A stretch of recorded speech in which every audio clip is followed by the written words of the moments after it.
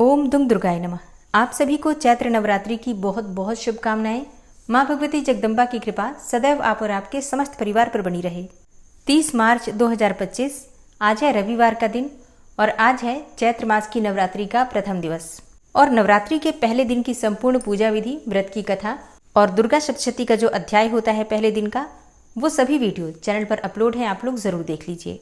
और अब माँ भगवती जगदम्बा का ध्यान करके आज की पावन कथा का प्रारंभ करते हैं।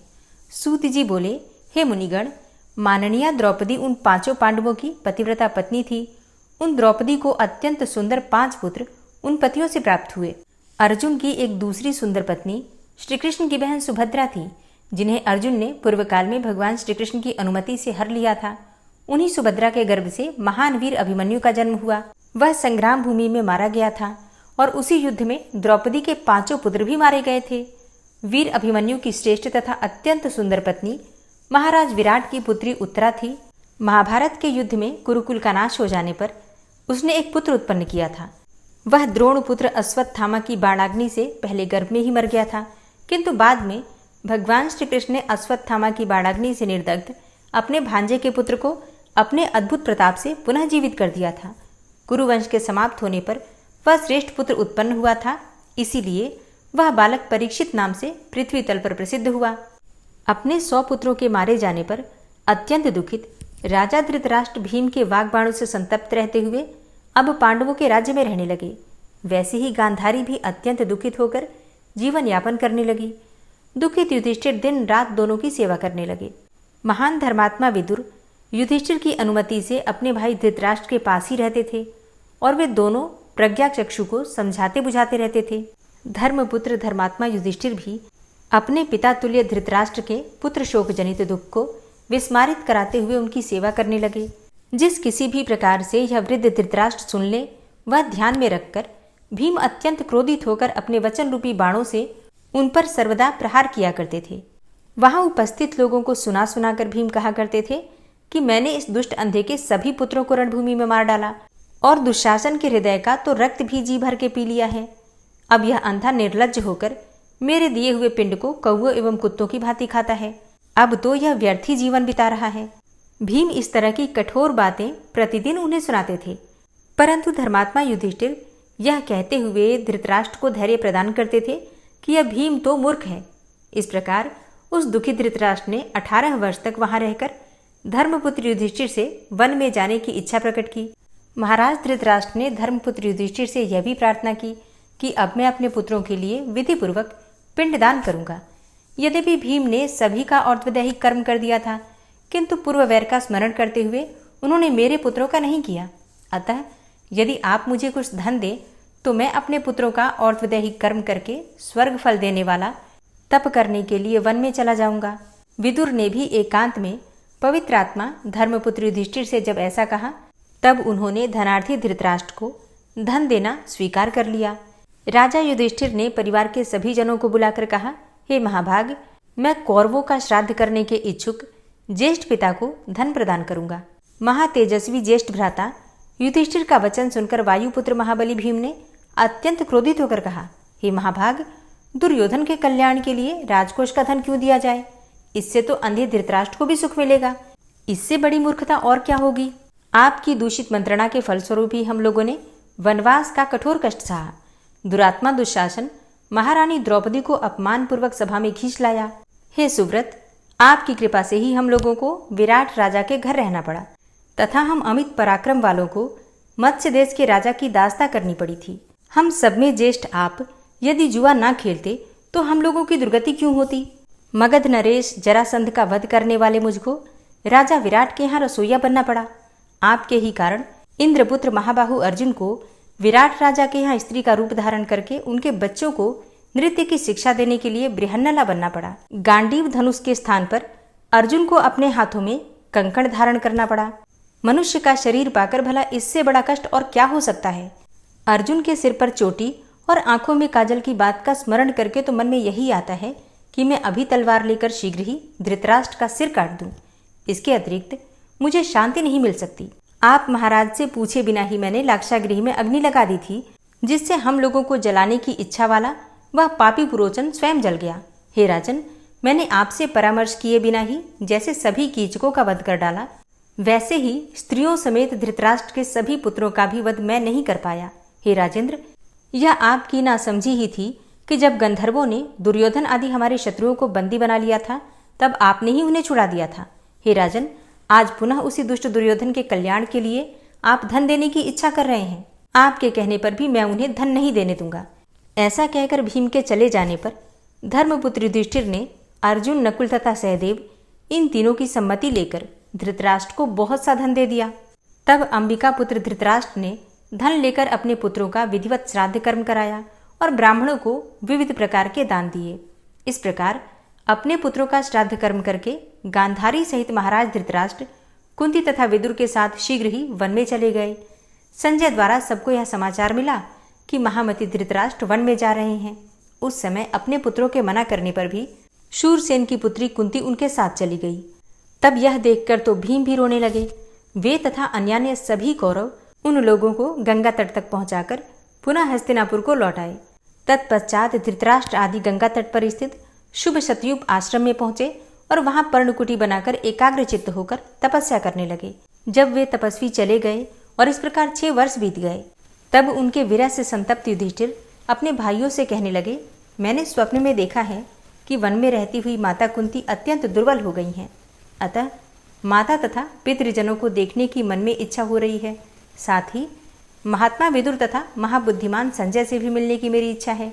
यदि आप लोगों को भी यह उचित प्रतीत होता है तो हम लोग वहाँ चले, ऐसा मेरा विचार है। तब वे सभी भाई सुभद्रा, द्रौपदी, महाभागा उत्तरा तथा अन्यान्य नागरिक जन वहाँ एकत्र हुए। दर्शन के लिए उत्सुक उन पांडवों ने सभी लोगों के साथ शतयूप आश्रम में जाकर धृतराष्ट्र आदि को देखा। वहाँ जब विदुर दिखाई नहीं दिए, तब धर्मराज युधिष्ठिर ने धृतराष्ट्र से पूछा, वे बुद्धिमान विदुर जी कहाँ हैं? तब अंबिका पुत्र धृतराष्ट्र ने उनसे कहा, विदुर तो विरक्त एवं निष्काम होकर तथा सब कुछ त्याग कर कहीं एकांत में रहते हुए अंतःकरण में परमात्मा का ध्यान कर रहे होंगे। दूसरे दिन गंगा जी की ओर जाते हुए युधिष्ठिर ने वन में तपस्या के कारण क्षीण देह वाले व्रतधारी विदुर जी को देखा। उन्हें देखकर महाराज युधिष्ठिर ने कहा, मैं आपको प्रणाम करता हूँ। यह सुनकर भी निष्पाप विदुर ठूंठ वृक्ष के समान अचल स्थित रहे। उसी क्षण विदुर जी के मुख से एक अद्भुत तेज निकला और वह तत्काल ही युधिष्ठिर के मुख में समा गया, क्योंकि वे दोनों ही धर्म के अंश थे। इस प्रकार विदुर जी ने प्राण त्याग कर दिया और युधिष्ठिर अत्यंत शोकाकुल हो गए। वे राजा युधिष्ठिर उनके शरीर का दाह संस्कार करने का प्रबंध करने लगे। उसी समय राजा को सुनाते हुए आकाशवाणी हुई, हे राजन, ये विदुर जी विरक्त हैं, अतः ये दाह संस्कार के योग्य नहीं हैं। अब आप इच्छा अनुसार यहाँ से प्रस्थान करें। यह सुनकर उन सभी भाइयों ने गंगा के निर्मल जल में स्नान किया और वहां जाकर धृतराष्ट्र से सभी वृतांत विस्तार पूर्वक बताया। तत्पश्चात सब पांडव नागरिकों के साथ उस आश्रम में बैठ गए। उसी समय सत्यवती पुत्र व्यास जी तथा नारद जी भी वहां पहुंच गए। अन्य मुनिगण भी वहां धर्मपुत्र युधिष्ठिर के पास आ गए।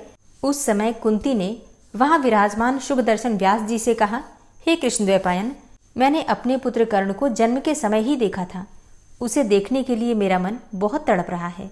अतः हे तपोधन, मुझे उसको दिखा दीजिए। हे महाभाग, आप समर्थ हैं, अतः मेरी यह इच्छा पूर्ण कीजिए। गांधारी बोली, हे मुने, दुर्योधन समरभूमि में चला गया था और मैं उसे देख नहीं पाई। अतः हे मुनिश्रेष्ठ, छोटे भाइयों सहित उस दुर्योधन को आप मुझे दिखा दीजिए। सुभद्रा बोली, हे सर्वज्ञ, मैं प्राणों से भी अधिक प्रिय अपने महान वीर पुत्र अभिमन्यु को देखना चाहती हूँ। अतः हे तपोधन, उसे अभी दिखा दीजिए। सूत जी बोले कि इस प्रकार के वचन सुनकर सत्यवती पुत्र व्यास जी ने प्राणायाम करके सनातनी देवी भगवती का ध्यान किया।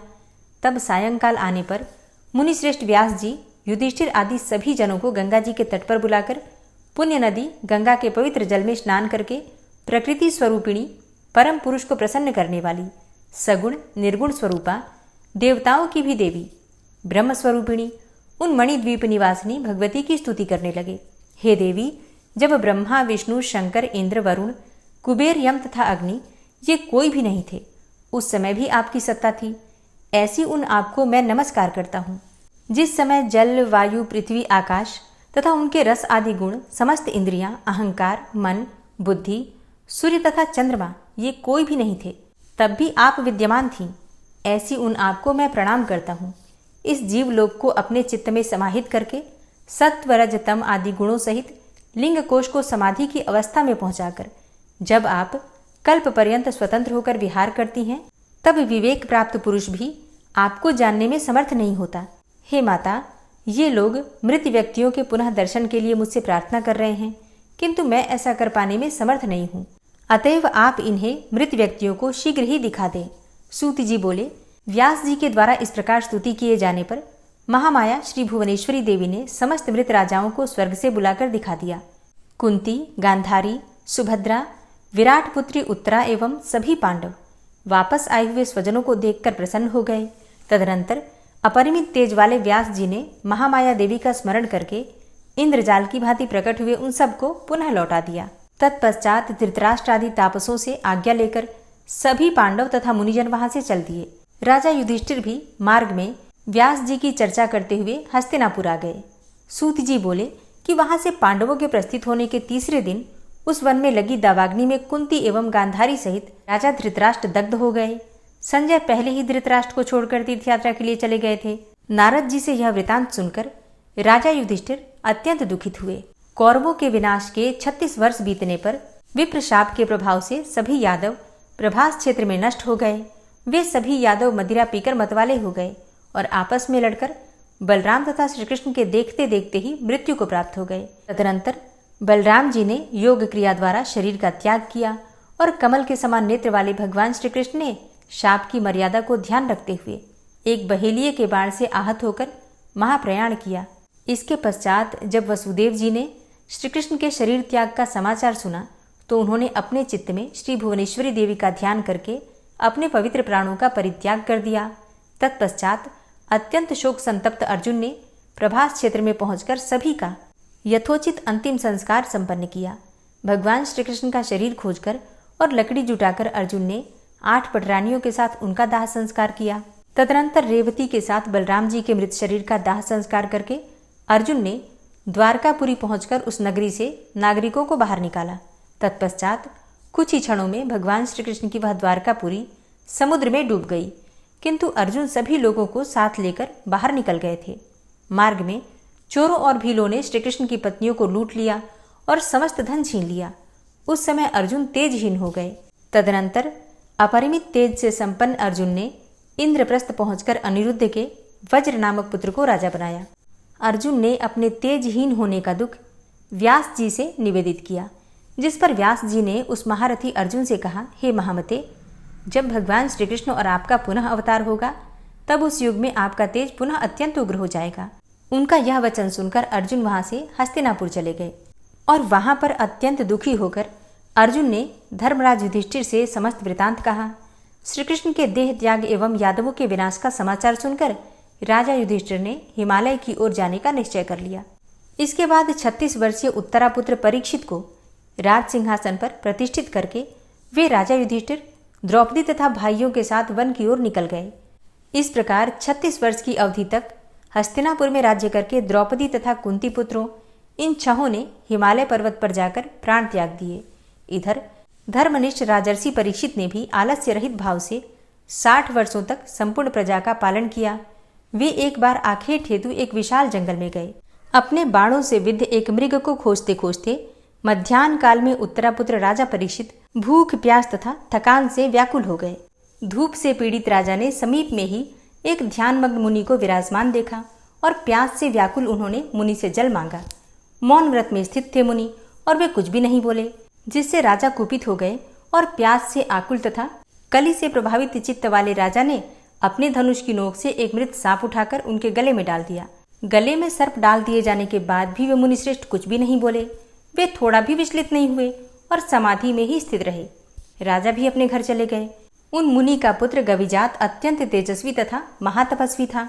पराशक्ति के आराधक उस गविजात ने पास के वन में खेलते हुए अपने मित्रों को ऐसा कहते हुए सुना कि हे मुनिश्रेष्ठ, तुम्हारे पिता के गले में किसी ने मृत सर्प डाल दिया है। उनकी यह बात सुनकर वह अत्यंत कुपित हुआ और शीघ्र ही हाथ में जल लेकर उसने कुपित होकर राजा को शाप दे दिया, जिस व्यक्ति ने मेरे पिताजी के कंठ में मृत सर्प डाला है उस पापी पुरुष को 1 सप्ताह में तक्षक डस लेगा। मुनि के शिष्य ने महल में स्थित राजा परीक्षित के समीप जाकर मुनिपुत्र के द्वारा दिए गए शाप की बात कही। ब्राह्मण के द्वारा दिए गए शाप को सुनकर अभिमन्यु पुत्र परीक्षित ने उसे अनिवार्य समझकर वृद्ध मंत्रियों से कहा, अपने अपराध के कारण मैं मुनिपुत्र से शापित हुआ हूँ। हे मंत्रियों, अब मुझे क्या करना चाहिए? आप लोग कोई उपाय सोचें। मृत्यु तो अनिवार्य है, ऐसा वेदवादी लोग कहते हैं, तथापि बुद्धिमान पुरुषों को शास्त्रोक्त रीति से सर्वथा प्रयत्न करना ही चाहिए। कुछ पुरुषार्थवादी विद्वान ऐसा कहते हैं कि बुद्धिमानी के साथ उपाय करने पर कार्य सिद्ध हो जाते हैं, ना करने पर नहीं होते। मणि, मंत्र और औषधों के प्रभाव अत्यंत ही दुर्गेय होते हैं। मणि धारण करने वाले सिद्ध जनों के द्वारा क्या नहीं संभव हो जाता। पूर्व काल में किसी ऋषि पत्नी को सर्प ने काट लिया था, जिससे वह मर गई थी। उस समय उस मुनि ने अपनी आयु का आधा भाग देकर उस श्रेष्ठ अप्सरा को जीवित कर दिया था। अतः बुद्धिमान लोगों को चाहिए कि वे भवितव्यता पर विश्वास न करें, उपाय भी करें। हे सचिवों, आप लोग यह दृष्टांत प्रत्यक्ष देख लें। इस लोक या परलोक में ऐसा कोई भी मनुष्य नहीं दिखाई देता जो केवल भाग्य के भरोसे रहकर उद्यम न करता हो। गृहस्थी से विरक्त मनुष्य सन्यासी होकर जगह जगह भिक्षाटन के लिए बुलाने पर अथवा बिना बुलाए भी गृहस्थों के घर जाता ही है। दैवात प्राप्त उस भोजन को भी क्या कोई मुख में डाल देता है? उद्यम के बिना वह भोजन मुख से उदर में कैसे प्रवेश कर सकता है? अतः प्रयत्नपूर्वक उद्यम तो करना ही चाहिए। यदि सफलता ना मिले तो बुद्धिमान मनुष्य मन में विश्वास कर ले कि दैव यहाँ प्रबल है। मंत्रियों ने कहा, हे महाराज, वे कौन मुनि थे जिन्होंने अपनी आयु देकर अपनी प्रिय पत्नी को जीवित किया था? वह कैसे मरी थी? यह कथा विस्तार से हमसे कहिए। राजा बोले कि महर्षि भृगु की एक सुंदर स्त्री थी जिसका नाम पुलोमा था। उससे परम विख्यात च्यवन मुनि का जन्म हुआ। च्यवन की पत्नी का नाम सुकन्या था। वह महाराज शर्याति की रूपवती कन्या थी। उस सुकन्या से श्रीमान प्रमति ने जन्म लिया, जो बड़े यशस्वी थे। उस प्रमति की प्रिय पत्नी का नाम प्रतापी था। उन्हीं राजा प्रमति के पुत्र परम तपस्वी रुरु हुए। उन्हीं दिनों स्थूलकेश नामक एक विख्यात ऋषि थे, जो बड़े ही तपस्वी, धर्मात्मा एवं सत्यनिष्ठ थे। इसी बीच त्रिलोक सुंदरी मेनका नाम की श्रेष्ठ अप्सरा नदी के किनारे जल क्रीड़ा कर रही थी। वह अप्सरा विश्ववसु के द्वारा गर्भवती होकर वहां से निकल पड़ी। उस श्रेष्ठ अप्सरा ने स्थूलकेश के आश्रम में जाकर नदी के तट पर एक त्रैलोक्य सुंदरी कन्या को जन्म दिया और वह उसे वहीं छोड़कर चली गई। तब उस नवजात शिशु कन्या को अनाथ जानकर मुनिवर स्थूलकेश अपने आश्रम में ले गए और उसका पालन पोषण करने लगे और उन्होंने उसका नाम रखा प्रमद्वरा। वह सर्वलक्षण संपन्न कन्या यथा समय यौवन को प्राप्त हुई। उस सुंदरी को देखकर रुरु काम मोहित हो गए। परीक्षित बोले कि हे सचिववृंद, इस प्रकार कामासक्त होकर रुरु मुनि अपने आश्रम में सो गए। तब उनके पिता ने उन्हें दुखी देखकर पूछा, हे रुरु, तुम इतने उदास क्यों हो? कामातुर रुरु ने अपने पिता से कहा, महर्षि स्थूलकेश के आश्रम में प्रमद्वरा नाम की एक कन्या है। मैं चाहता हूँ कि वह मेरी पत्नी बन जाए। उन प्रमति ने महामुनि स्थूलकेश के पास शीघ्र जाकर उन्हें प्रसन्न तथा अपने अनुकूल करके उस सुंदर कन्या की याचना की।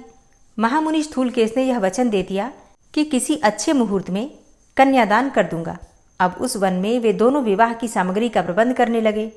इस प्रकार उस तपोवन में समीप में ही रहकर प्रमति और स्थूलकेश दोनों महात्मा विवाहोत्सव की तैयारी करने लगे। उसी अवसर पर वह कन्या अपने घर के आंगन में खेल रही थी।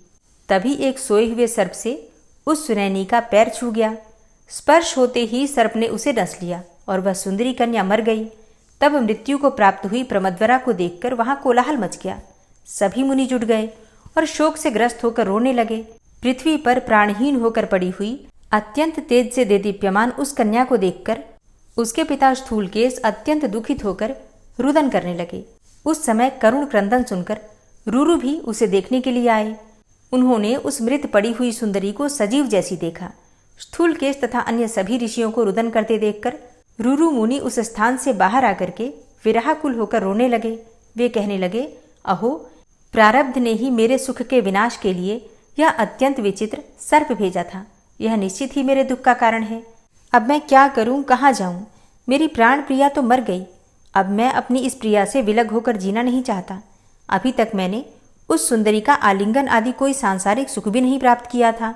मैं ऐसा अभागा हूँ कि उसका पाणी ग्रहण नहीं कर सका और न तो उसके साथ अग्नि में लाजा होम ही कर पाया।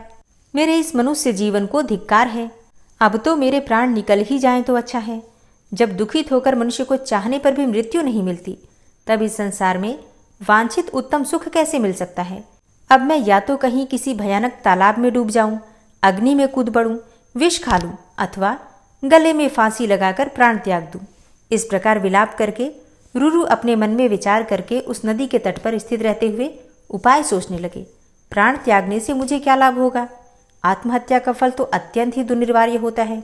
मेरी मृत्यु सुनकर पिताजी दुखित होंगे, माताजी को भी महान कष्ट होगा। हाँ, हो सकता है कि मुझे मरा हुआ देखकर प्रारब्ध संतुष्ट हो जाए। मेरे मर जाने पर मेरे शत्रु भी प्रसन्न होंगे, इसमें संदेह नहीं है, किंतु इससे परलोक में मेरी प्रिया का क्या उपकार होगा। इस प्रकार विरह से संतप्त होकर आत्महत्या करके मेरे मर जाने पर भी परलोक में मुझ आत्मघाती को मेरी वह प्रिया नहीं मिलेगी। इसलिए मेरे मरने में बहुत दोष है और ना मरने पर मुझे कोई दोष नहीं होगा। ऐसा सोचकर रूरू स्नान तथा आचमन करके पवित्र होकर वहीं पर बैठ गए। इसके बाद उन मुनि ने हाथ में जल लेकर यह वचन कहा, यदि मेरे द्वारा देवाराधन आदि कुछ भी पुण्य कर्म संपादित किया गया हो, यदि मैंने श्रद्धापूर्वक गुरुओं की पूजा की हो, हवन जप एवं तप किया हो, समस्त वेदों का अध्ययन किया हो, गायत्री की उपासना की हो और सूर्य की आराधना की हो, उस पुण्य के प्रभाव से मेरी प्रिया जीवित हो जाए। यदि मेरी प्रिया जीवित नहीं होगी तो मैं तो प्राण त्याग दूंगा। ऐसा कहकर देवताओं का ध्यान करके उन्होंने वह जल जमीन पर छोड़ दिया। राजा बोले, तदनंतर इस प्रकार अपनी भार्या के लिए विलाप कर रहे उन दुखित रूरू के पास एक देवदूत आकर यह वाक्य बोला। देवदूत बोला कि हे ब्राह्मण, ऐसा साहस मत कीजिए। आपकी मरी हुई प्रियतमा भला कैसे जीवित हो सकेगी? गंधर्व और अप्सरा की इस सुंदर कन्या की आयु समाप्त हो चुकी थी, जिससे यह अविवाहिता ही मर गई। अतः अब आप किसी अन्य शुभ अंगों वाली कन्या का वर्ण कर लीजिए। हे हतबुद्धि, आप क्यों रो रहे हैं? इसके साथ आपका कैसा प्रेम है? रूरू बोले, हे देवदूत, मैं किसी अन्य सुंदरी का वर्ण नहीं करूंगा। यदि यह जीवित हो जाती है तो ठीक है, अन्यथा मैं इसी समय अपने प्राण त्याग दूंगा। राजा बोले, उन मुनि का यह हठ देखकर देवदूत ने प्रसन्न होकर तथ्यपूर्ण, सत्य तथा मनोहर वचन कहा, हे विपेंद्र, देवताओं के द्वारा इसका पूर्व विहित उपाय मुझसे सुनिए। आप अपनी आयु का आधा भाग देकर अपनी प्रमदवरा को शीघ्र ही जीवित कर लीजिए। रूरू बोले, मैं निस्संदेह इस कन्या को अपनी आयु का आधा भाग दे रहा हूँ। अब मेरी प्रियतमा के प्राण वापस आ जाएं और यह उठकर बैठ जाए। उसी समय विश्वावसु अपनी पुत्री प्रमदवरा की मृत्यु जान करके स्वर्गलोक से विमान द्वारा शीघ्र ही वहां आ गए। तत्पश्चात गंधर्वराज विश्वावसु तथा उस श्रेष्ठ देवदूत ने धर्मराज के पास पहुंचकर यह वचन कहा, हे धर्मराज, रूरू की पत्नी तथा विश्वावसु की पुत्री इस प्रमदवरा नामक कन्या की सर्पदंश के कारण इस समय मृत्यु हो गई है। हे सूर्यतनय, इसके वियोग में मरण के लिए उद्यत मुनि रूरू की आधी आयु तथा उनकी तपस्या के प्रभाव से यह कोमलांगी जीवित हो जाए। धर्मराज ने कहा, हे देवदूत, यदि तुम ऐसा चाहते हो तो उसकी आधी आयु से विश्वावसु की यह कन्या जीवित होकर उठ जाए और तुम जाकर इसे रूरू को समर्पित कर दो।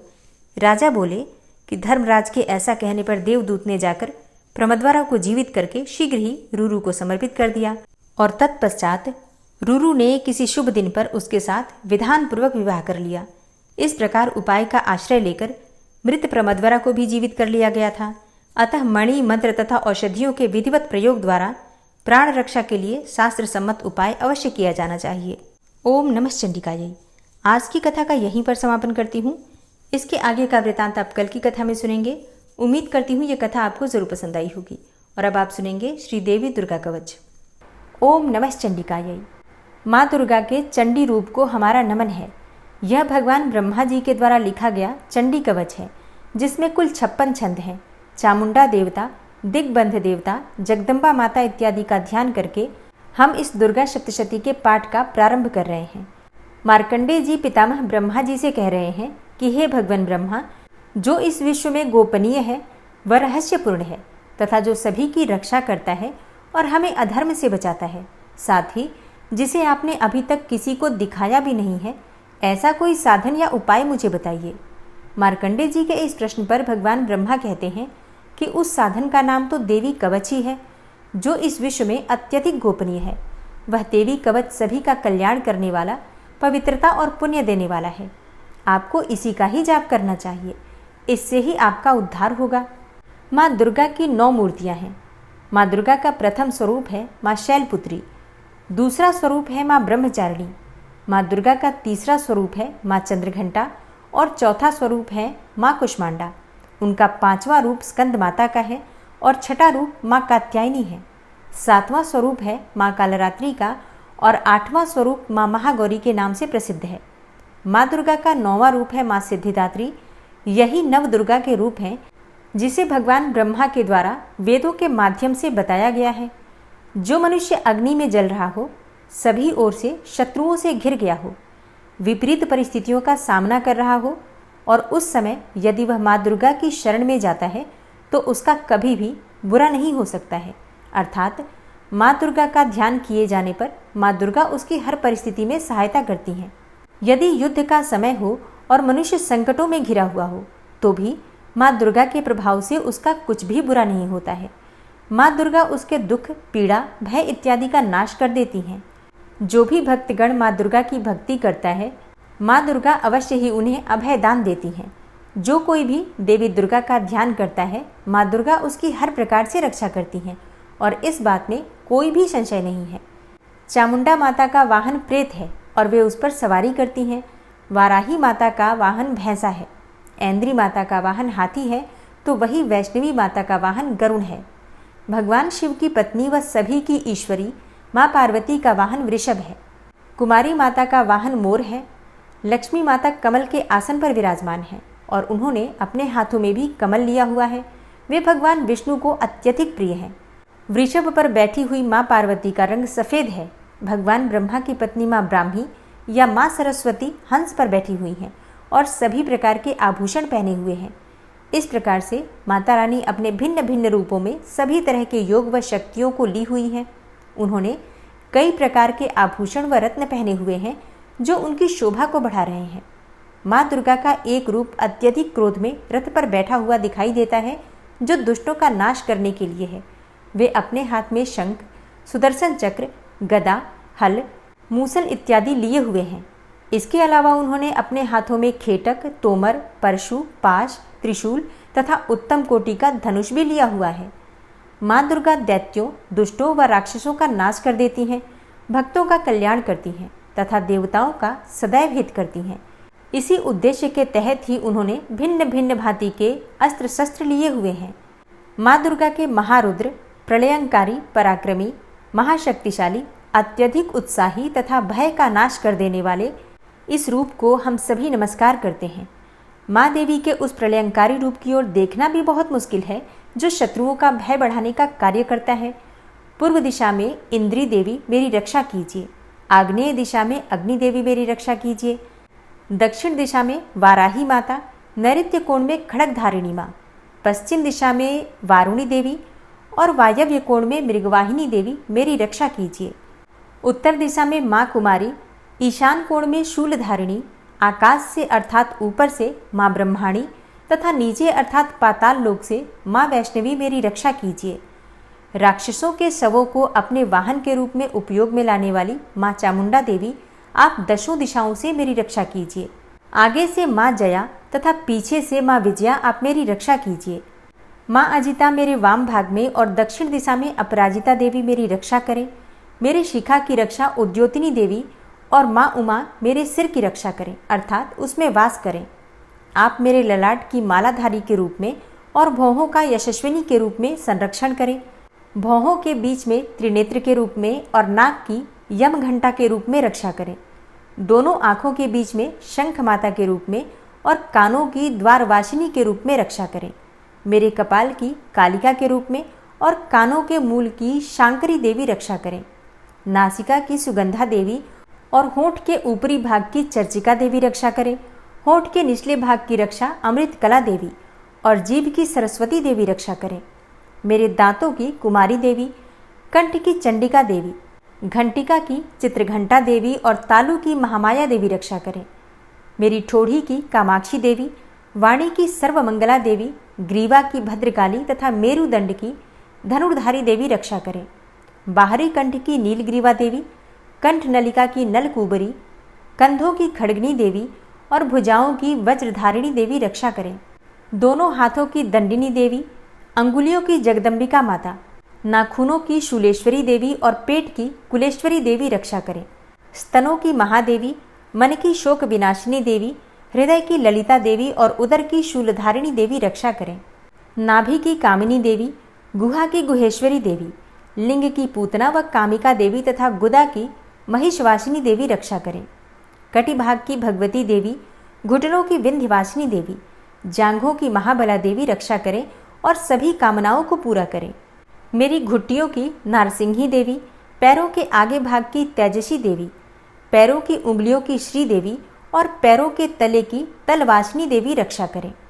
पैरों के नाखूनों की दृष्टा कराली देवी, केशों की ऊर्ध्वकेशिनी देवी, रोम छिद्रों की कौबेरी देवी तथा त्वचा की बागीश्वरी देवी रक्षा करें। माँ पार्वती देवी मेरे रक्त, मांस, हड्डियों इत्यादि की रक्षा करें। आंतों की कालरात्रि देवी और पित्त की मुकुटेश्वरी देवी रक्षा करें। पद्म कोशों की माँ पद्मावती देवी, कफ की चूड़ामणि देवी, नाखूनों की धार की ज्वालामुखी देवी और शरीर की संधियों की अभेद्या देवी रक्षा करें। मेरे वीर्य की रक्षा माँ ब्रह्माणी देवी, छाया की छत्रेश्वरी देवी तथा धर्मधारिणी देवी मेरे अहंकार व मन और बुद्धि की रक्षा करें। हे माँ दुर्गा, आप मेरे प्राणों, व्यान, उदान की समान रूप से रक्षा करें। वज्रहस्ता देवी मेरे प्राणों की रक्षा करें और मेरा कल्याण करें। आप मेरी सभी इंद्रियों, रस, रूप, गंध, शब्द व स्पर्श में बसती हैं। हे नारायणी देवी, आप मेरे सत्वगुण, रजगुण व तमोगुण की रक्षा करें। मेरे आयु की वाराही देवी, वैष्णवी देवी धर्म की, यश व कीर्ति की लक्ष्मी देवी तथा धन व विद्या की चक्रिणी देवी रक्षा करें। इंद्रा देवी मेरे गोत्र की, चंडी देवी मेरे पशुओं की, महालक्ष्मी देवी मेरे पुत्रों की और भैरवी देवी मेरी पत्नी की रक्षा करें। मेरे पथ की सुपथा देवी और उस मार्ग की क्षेमकरी देवी, राजा के दरबार में महालक्ष्मी देवी तथा सभी जगह निवास करने वाली विजया देवी मेरे भय की रक्षा करें। हे माँ दुर्गा, जो भी स्थान या अंग इस देवी कवच में रह गया है और वह अभी भी रक्षा करने योग्य है, तो आप उसकी भी रक्षा कीजिए। आप मेरे पापों का नाश करके मेरा उद्धार कीजिए। माँ दुर्गा की आज्ञा के बिना कोई भी व्यक्ति इस विश्व में एक कदम भी आगे नहीं बढ़ सकता है। हम यदि कहीं भी जा रहे हैं तो हमें अवश्य ही इस देवी कवच का पाठ करना चाहिए और उसके बाद ही प्रस्थान करना चाहिए। इस दुर्गा रक्षा कवच के पाठ से हमें हर जगह लाभ व सफलता मिलती है और हमारे सभी काम बन जाते हैं। हम जब भी माँ दुर्गा का ध्यान करते हैं वैसे ही हमारे सभी काम बनते चले जाते हैं। उस व्यक्ति को इस पृथ्वी पर बिना किसी तुलना के परम यश और वैभव प्राप्त होता है। जो भी भक्तगण इस देवी रक्षा कवच का पाठ करता है उसका भय समाप्त हो जाता है, युद्ध में उसकी विजय होती है तथा वह तीनों लोकों में पूजनीय हो जाता है। देवी माता का यह रक्षा कवच देवताओं तक के लिए बहुत दुर्लभ है।